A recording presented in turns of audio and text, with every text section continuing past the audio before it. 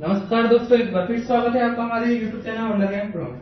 पिछली कक्षा में हमने सिंधु सभ्यता को खत्म कर दिया था और अब हम आगे बढ़ने वाले थे ऋग्वैदिक काल यानी कि वैदिक काल की वैदिक सभ्यता की तरफ से, और जिसमें आज हम ऋग्वैदिक काल और उत्तर वैदिक काल को पढ़ेंगे। तो जो वैदिक सभ्यता है इसमें सबसे प्रमुख होते हैं वेद। वैदिक सभ्यता के बारे में संपूर्ण जानकारी हमें वेदों के माध्यम से ही प्राप्त होती है। तो जो वैदिक सभ्यता का जो कालक्रम है वह है 1500 से 600 ईसा पूर्व। वेद शब्द का अर्थ ज्ञान होता है। सर्वप्रथम ब्रह्मा जी ने कुछ ऋषियों को इसका ज्ञान दिया था, जिसके बाद उन ऋषियों ने अपने शिष्यों को इसका ज्ञान दिया और जिसे बाद में वेद व्यास जी ने संकलित कर लिया, और इसी के कारण इसे श्रुति भी कहा जाता है। वैदिक सभ्यता को हम दो भागों में बांट के पढ़ते हैं, ऋग्वैदिक काल और उत्तर वैदिक काल। ऋग्वैदिक काल 1500 ईसा पूर्व से 1000 ईसा पूर्व, और उत्तर वैदिक काल है 1000 से 600 ईसा पूर्व। वैदिक सभ्यता को बसाने का श्रेय आर्यों को दिया जाता है, और आर्यों और अनार्यों यानी कि सिंधु वासियों के मध्य ही दशराग युद्ध हुआ था।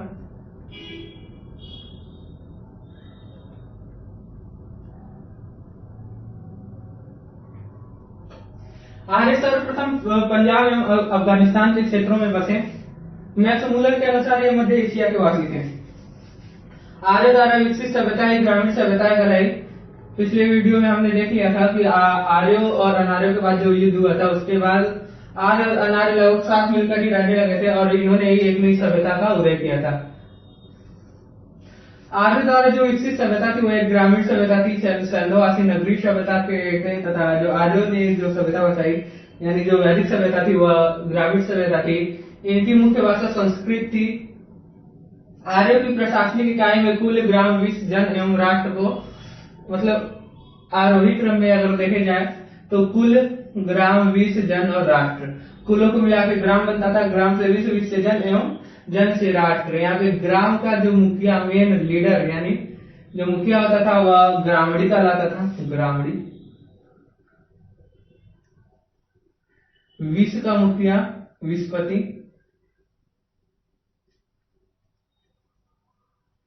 और जन का मुखिया राजन होता था। तो जो राज्याधिकारियों में सबसे प्रमुख थे वह पुरोहित एवं सेनानी थे। इसके अलावा सूत, रथकार और कम्मादी को रत्नी कहा जाता था। राजा सहित इनकी जो संख्या है वो लगभग 12 थी। पुरुष दुर्गपति होते थे, तथा जो इस्पस है वह गुप्तचर होते थे। राज्य में जनता के द्वारा क्या गतिविधियां हो रही हैं वह इन गुप्तचरों के माध्यम से होता था। उग्र अपराधियों को पकड़ने के लिए थे। इसके अलावा सभा और समिति, यह दो समूह ही मान लीजिए जो राजा को सलाह देते थे, जिसमें जो सभा थी या राज्य में उच्च पदों पर रहने वाले या फिर उच्च अधिकारी या सम्मानित लोग, और जो समिति थी वह आम जनों की समिति, आम जनों की थी। इसमें स्त्रियां भी भाग ले सकती थी। स्त्रियां भी इनमें भाग ले सकती थी। ऋग्वेद में कहीं भी न्यायाधिकारी का उल्लेख नहीं किया गया है। न्यायाधिकारी का उल्लेख ऋग्वेद में नहीं किया गया है।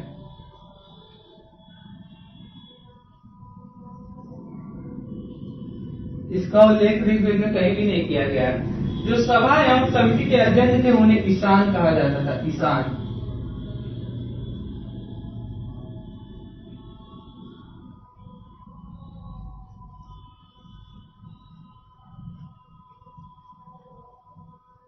सभा एवं समिति के अध्यक्ष को ईशान कहा जाता था।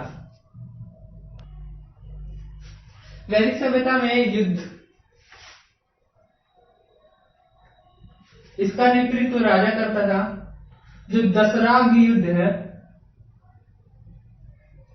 यह ऋग्वेद के 7वें मंडल में है। 7वें मंडल में इसका वर्णन है। 7वें मंडल में इसका वर्णन है, जिसमें जो युद्ध हुआ था वह 10 जनों और राजा सुदास के मध्य हुआ था।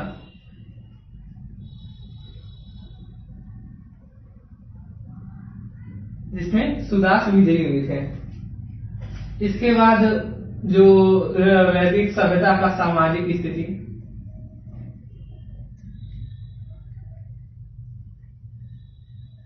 तो वैदिक सभ्यता जो समाज था, वैदिक कालीन समाज, वह 4 वर्णों में बटा हुआ था। इनकी जानकारी हमें 10वें मंडल, ऋग्वेद के 10वें मंडल के पुरुष सूक्त से मिलती है, जिसके अनुसार जो 4 वर्ण है वह है ब्राह्मण, क्षत्रिय, वैश्य, शूद्र। जिसमें जो ब्राह्मण है उनकी जो उत्पत्ति हुई है वह परम पुरुष यानी कि ब्रह्मा के मुख से हुई है, और जो क्षत्रिय है उनका उत्पत्ति ये ब्रह्मा के मुख से,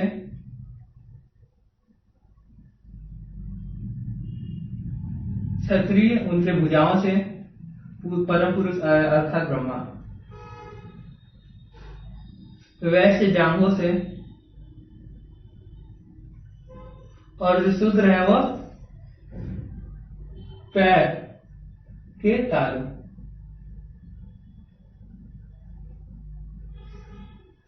जो सामाजिक स्थिति में जिन हम वर्णों को पढ़ते हैं, ये वर्ण थे, ये वर्ण कर्म प्रधान, कर्मधारी, अर्थात वर्णों का जो निर्धारण होता था वो उनके कर्मों के आधार पर होता था। यानी ब्राह्मण जब चाहे वैश्य में जा सकता है और क्षत्रिय ब्राह्मण में आ सकता है, यानी जैसे जिनका कर्म होता था वैसे ही उनके वर्णों का निर्धारण हो जाता था। जो ऋग्वैदिक कालीन जो समाज है यह पुरुष प्रधान था, पितृ प्रधान था। सिंधु सभ्यता मातृ प्रधान था, पितृ प्रधान था। फिर भी यहाँ पे स्त्रियों की बहुत ही अच्छी दशा देखने को मिलती है, क्योंकि स्त्रियों को शिक्षा का अधिकार था। तो ये अपने पति के साथ यज्ञ भी कर सकती थी, विधवा विवाह की अनुमति थी,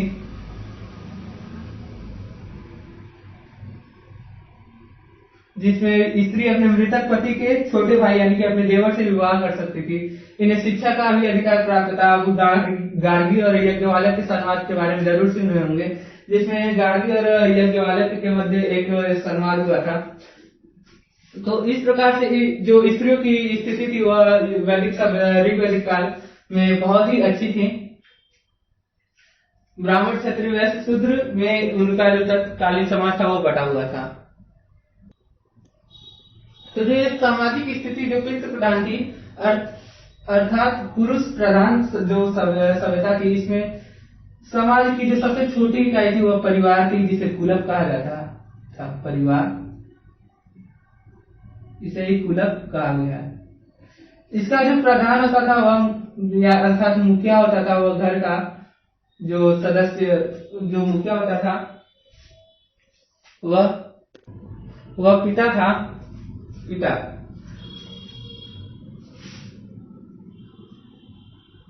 हमें ऋग्वेद में अन्य भी कुछ विदुषियों के नाम मिलते हैं, जैसे लोपामुद्रा, घोषा, सिक्ता आदि।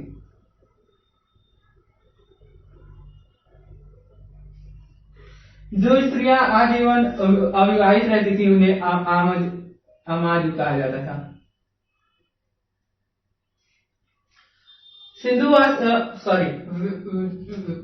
आर्यों का जो कपड़ा मतलब अर्थात जो ये वस्त्र ग्रहण करते थे उन्हें वास, अधिवास,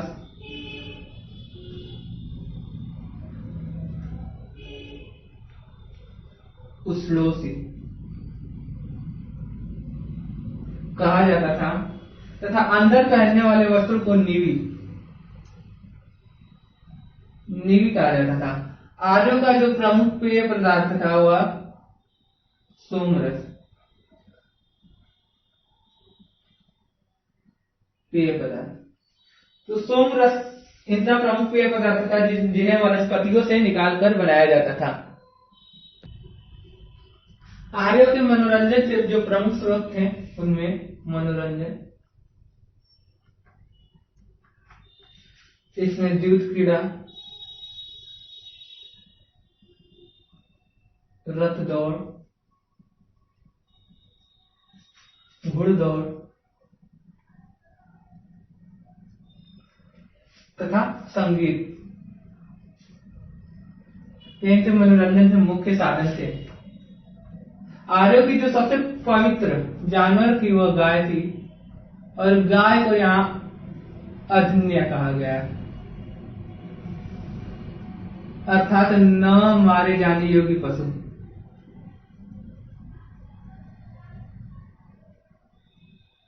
जो व्यक्ति गायों की हत्या करता था उसे ऋग्वेद में देश निकाले या फिर मृत्यु दंड, देश निकाला या फिर मृत्यु दंड की सजा दी जाती थी। मृत्यु दंड की सजा दी जाती थी। गाय को अरण्य कहा जाता था। ऋग्वेद में व्यापारी को पाड़ी कहा गया, व्यापारी।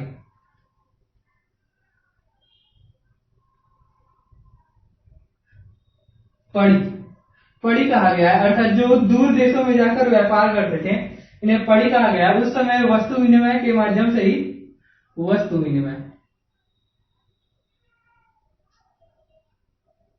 यही माध्यम था व्यापार करने का, वस्तु विनिमय माध्यम से ही ये व्यापार करते थे। आर्यों के सबसे प्रमुख देवता इंद्र, इंद्र इनके सबसे प्रमुख देवता थे।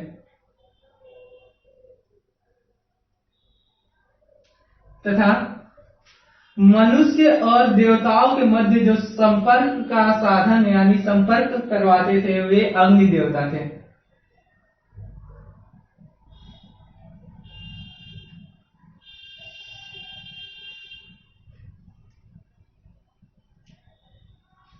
ऋग्वेद में सबसे जो पवित्र नदी है वह सरस्वती नदी को बोला गया है। सरस्वती नदी वैदिक कालीन सबसे पवित्र नदी सरस्वती नदी थी, जिसका उल्लेख ऋग्वेद में 13 बार आता है। गंगा नदी जो वर्तमान की सबसे महत्वपूर्ण एवं पवित्र नदी है, इसका ही उल्लेख ऋग्वेद में 1 बार, यमुना का 2 बार और सरयू नदी का 1 बार। जो सबसे प्रमुख नदी थी ऋग्वेद वैदिक सभ्यता में वह सिंधु नदी थी, और सर्वाधिक बार इसी का उल्लेख ऋग्वेद में हुआ है। ऋग्वेद में सर्वाधिक बार सिंधु नदी का ही उल्लेख हुआ है। यह सबसे प्रमुख नदी थी।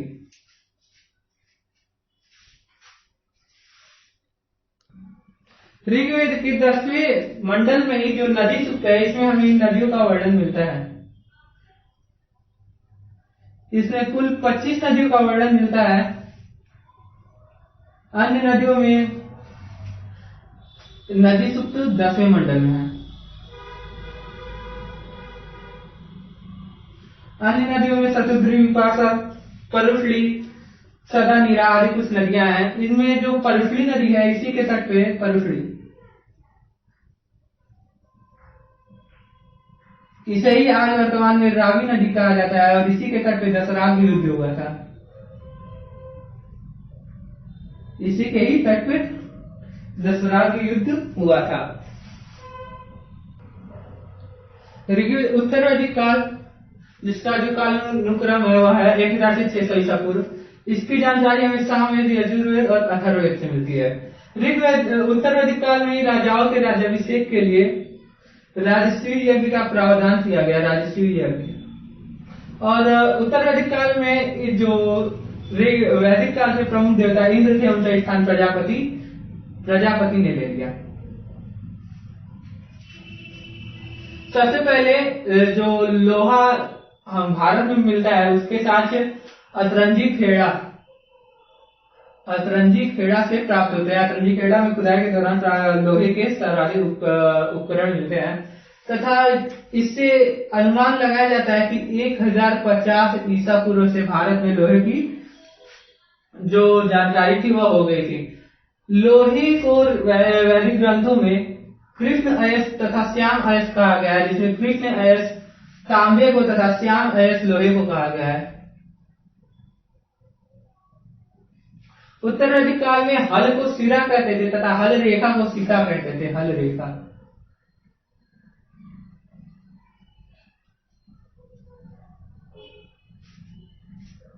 उत्तर वैदिक काल में जो मुद्रा की इकाइयां थी उनमें निष्क और शतमान थी। हालांकि यह नहीं पता चलता है कि जो मुद्रा के लिए जो मूल्य जैसे आज 1 रुपया 2 रुपया 3 रुपया 1 रुपया 2 रुपया 5 रुपया है, वैसे मुद्रा के लिए क्या इकाइयां थी और न ही उनकी आकृति के बारे में पता चलता है। सबसे पहले कौशाम्बी नगर में ही पक्की ईंटों का प्रयोग किया गया था। ऋग्वैदिक काल में पक्की ईंटों का प्रयोग कौशाम्बी नगर में किया गया था। इसके अलावा कुछ अन्य महत्वपूर्ण बातें हैं जो वैदिक सभ्यता में पूछी जाती हैं, जो मैं आपको बता दूंगा और इस तरीके से वैदिक सभ्यता खत्म हो जाएगी। वैदिक सभ्यता में सबसे जो महत्वपूर्ण है वह है रामायण और महाभारत। रामायण और महाभारत, महाभारत को ही जय संहिता कहा गया है। जय संहिता यह पूरे विश्व में सबसे बड़ा यानी महाकाव्य है।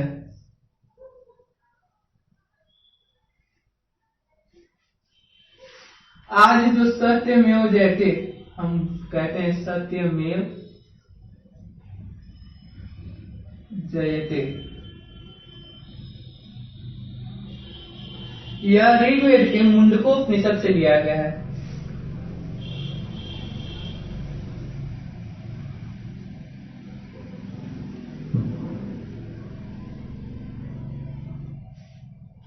इसके अलावा जो सबसे महत्वपूर्ण चीज है वो गायत्री मंत्र है। अक्सर परीक्षाओं में पूछ देता है गायत्री मंत्र। इसकी रचना किसने की थी और इसकी रचना के पीछे मूल उद्देश्य क्या था? तो इसकी जो रचना की थी वो ऋषि विश्वामित्र ने की थी।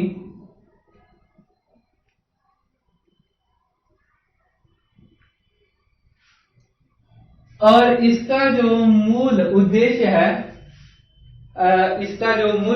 है वह लोगों को आर्य बनाना है। और यह सवित्र नामक देवता को संबंधित था। यह जो मंत्र है गायत्री मंत्र, यह सवित्र नामक देवता को संबंधित था। तो गायत्री मंत्र सवित्र नामक देवता को संबंधित था। महाभारत विश्व का सबसे बड़ा महाकाव्य है। और एक अन्य संस्था का स्थापना भी इसी उत्तर वैदिक काल में हुआ था, जिसे गोत्र कहते हैं, गोत्र। तो इस तरीके से वैदिक सभ्यता का समापन होता है। इससे महत्वपूर्ण अन्य जानकारियां अगर कुछ मिलती हैं तो मैं आपको आगे के वीडियोस में बताऊंगा। अगर आपको वीडियो पसंद आया तो इसे लाइक कीजिए, सब्सक्राइब कीजिए, सपोर्ट कीजिए, वीडियोस पे व्यू दीजिए, सपोर्ट कीजिए और अपने कमेंट जरूर दीजिए कि हमसे क्या गलतियां हो रही हैं, ताकि हम उस पर सुधार करें और ताकि हमारा और आपका जो संबंध है वो और अच्छा बन सके। तो सब्सक्राइब करना नहीं भूलिएगा और बेल आइकन जरूर दबा दीजिएगा, ताकि हमारे वीडियोस की लेटेस्ट नोटिफिकेशन आप तक पहुंचती रहे। बहुत बहुत धन्यवाद। मिलते हैं नेक्स्ट वीडियो में।